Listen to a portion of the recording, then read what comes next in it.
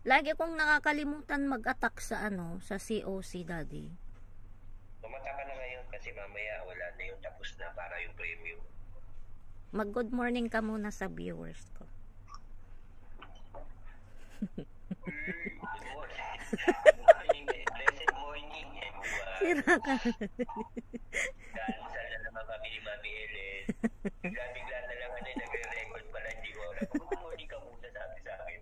Kaya nagugulat ako eh. Fuji bar. Hindi niya alam, naka-video na pala. Ayan guys, malamig na dito sa Hong Kong. Kaya naka-sombrero ato. Malamig na rin po dito sa Santa Rosa, Laguna. Malamig na ba dyan, Daddy? Medyo. Okay na, makulimlim kahapon po. Mahabol kahapon eh. Akala ko naman yung bulkan na pumutok kahapon diyan. Di naman pala Saan yun, banda? Sa ano lang, sa tabi lang ng hindi ko alam.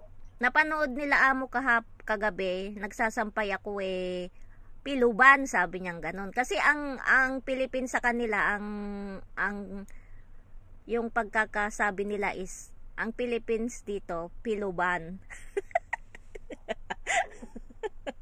Piluban. Piluban, sabi doon sa TV Ha? Sabi ni amo ko. Linda, sabi niya ganon. Piluban? Volcano. Sabi niya ganon. Yes, sabi ko naman ganon. Always eruption.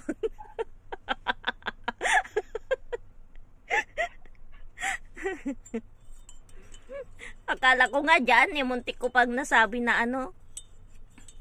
nearby lang dyan. Hindi.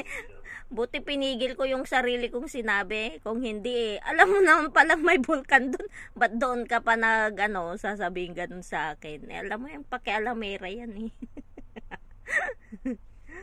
Happy guys with Fuji.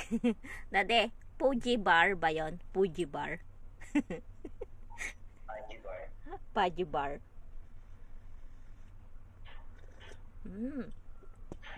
Ang sarap magkape pag pag malamig talaga. Hindi malamig sa sa Vietnam at saka Thailand Daddy. Parang Philippines lang yata. May mga malamig din season. Sayang pag mabasa ng bakasyon ko tapos may pera ako magpunta tayong Vietnam o kaya Thailand kahit 3 days lang sana Tade? Basta makapasyal ka lang. Mura lang daw doon, sabi ni Mary Jane, kasi yung pinsan yata niya laging nagpupunta doon.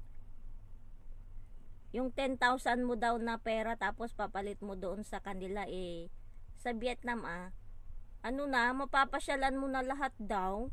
Ang dami ka na daw mabibili. Oo. Kaya sabi niya tara punta tayo. Dito na lang tayo mag-exit sa Hong Kong, mas maganda yata, sabi niya gano'n. O pa sige, pag may pera punta tayo, sabi ko sa kanya. Wala pa akong suklay guys. Ganyan lang.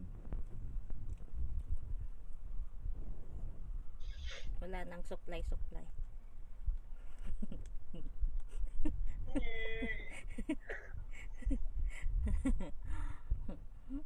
Ilang days na lang Christmas na, Daddy? Ano kaya ngayon di 15 days. Anong handa nyo sa Christmas?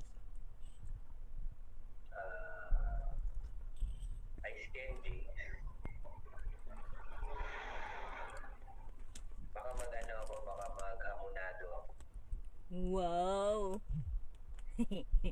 Yummy!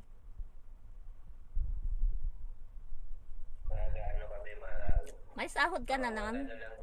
May sahod ka na nun sa YouTube? Siguro 23, di ba? 22 papasok. 23 22 22 ipapasok. Meron na pala date ngayon, guys. 20 true. Di, anong pizza ba mo kinukuha minsan? 22 pumapasok, 24 mayroon na yata, no? Isa 23 ng hapon. Ah, okay. O, baka 23 na, meron na. Oo. So, iba-iba. Pagka ganun, diretso na lang, mamimili na kagad. Oo, dalawa lang naman kayo. Eh, 20 naman dyan pupunta sila, di ba? Sila Oyeng. So, pag may mga pagkain naman matitira, dadalhin na lang muna ni Rosel sa bahay.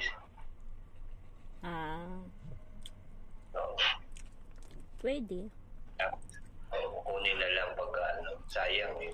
Hindi kayo doon magpapasko, kila Rosel? Hindi siya pupunta dito kasi wala siyang kasama kasi si Cha doon muna sa kanila. Pag sa sa Christmas? Oo. Pupunta dito si ng mga alas 10 na o 9. Gawa raw ako ng leche plan, magagawa daw kami dalawa dito. Tapos mag-anglado ako tsaka spaghetti lang, tama na yun. Tapos bread. Yun lang. Tapos ako mag-red wine. Yung nandyan? Ayan. Ewan ko sa kasi sa 59, ilang ba? Sa next Friday kasi nandito si Oying. Sabi niya, nandiyan ba yung red wine mo? Sabi ko, hindi ko nagagalaw. Okay guys, tama na at mahaba na ang oras. Bye ka na, dali. Bye. God bless everyone. Pray tayo every day kasi next year 2025 na. So dapat lalo tayo maging mas malapit kay God. Yan lang po. God bless. Bye bye guys.